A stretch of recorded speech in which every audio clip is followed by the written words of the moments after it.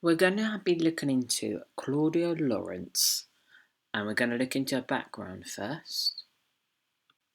We're going to be looking into Claudia Lawrence, and we're going to look into her background first. So, Claudia Lawrence was born in 1974. She spent her early life with her father Peter and her mother Joan, and her older sister Annie. Lawrence's father was a solicitor. Her mother was a member of Moulton Town Council and served a term mayor of the town.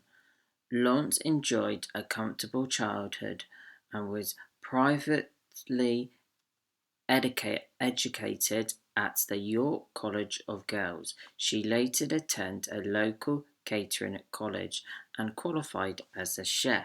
She entailed work at several hotels and restaurants in York, but became tired of the unsociable hours this involved in 2006. She found employment at the University of York's Goodricke College, worked as a chef in the canteen of the main campus in 2007. Lawrence purchased a terraced cottage in the York suburb of Heworth, about 3 miles away from her work placement. Lawrence was considered punctual and reliable by her employee. Lawrence remained single through her life while engaging in a social life. She was reported to have engaged in a series of short-term relationships, often considered on a current basis. She reported to have a number of conversation sexual relationships with men, some of were married or in a relationship. Lawrence was discreet about this to her family.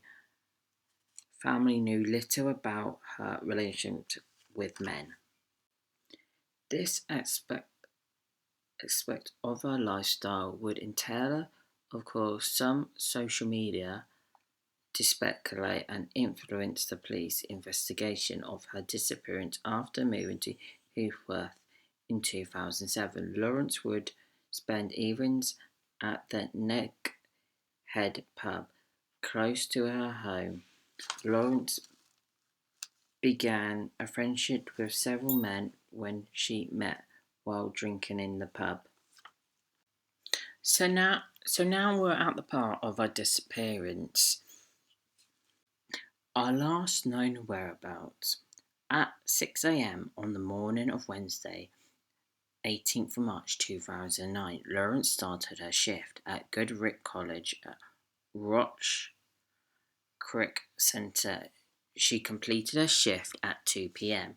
and was recorded on CTV leaving the college on foot. A few minutes later, around 3 p.m. she was recorded on CTV passing the shop in Melrose Gate near her home and was seen by a neighbour during the course of that evening. Lawrence spoke both to her mother and father on her mobile phone. Her mother described Lawrence's mood as normal, relaxing.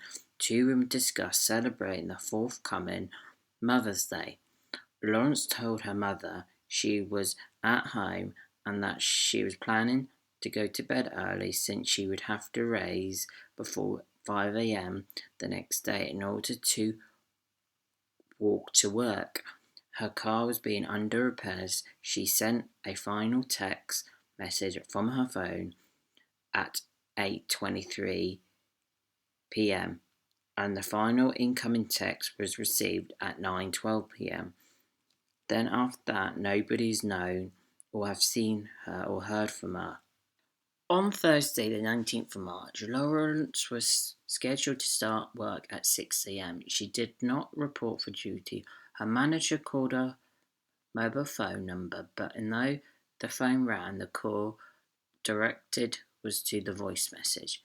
The manager took no further action. Lawrence had previously arranged to meet a friend, Susie Cooper, at the Neg Head pub that night. Cooper attended the appointment, but Lawrence did not. Cooper then attempted to contact Lawrence by telephone. Lawrence was normally a prolific user of her mobile phone, a Samsung D900, so Cooper was surprised when she unable to get a response from Cooper, attempting to contact Lawrence again on the morning of Friday the 20th of March, but again without success. At this point, Cooper became alarmed and contacted multiple acquaintances, including George, the former landlord of the Neg Head pub, to inform her concerns and possible whereabouts. Cooper telephoned Claudia's father, Peter, on the 20th of March to report the situation. Peter telephoned his daughter and the manager at Goodrick College was told that she had not reported for duty either on the 19th and the 20th of March. Peter then entered Claudia's home using his own key in company with George, a former landlord. The two men found the house to be in an orderly state. The bed was made and there were unwashed dishes in the kitchen sink. Suggests that she had eaten breakfast, and Lawrence's handbag contained her purse, a bank card, and passport was in the house. The only significant item was missing were her mobile phone and a set of hair straighteners and a rucksack which she had normally used to go to work, carry her chef whites to and from work, indicating that Lawrence had left the house normal to go to work at 5 a.m. on the morning of the 19th of March, but had never arrived. The North Yorkshire Police was contacted around 2 p.m. on the 20th of March in order to report Lawrence as a missing person. Police officers met with Lawrence's father at her home later that day. The North Yorkshire Police were slow to act on the grounds that Lawrence was not a vulnerable person and there was no evidence of violence. They considered it likely that she had decided to absent herself and would reappear after a few days. However, the North Yorkshire Police checked her route to work and sent out public requests for information. Lawrence's family became increasingly insistent that she must have been abducted. After 5 weeks, the North Yorkshire Police upgraded the inquiry from a missing person. So, any more updates on this is so little. So since that she went missing, her father has passed in 2021.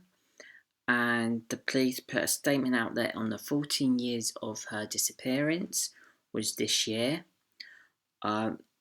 There's nobody being found just yet, but if anyone's got any information, please contact the police.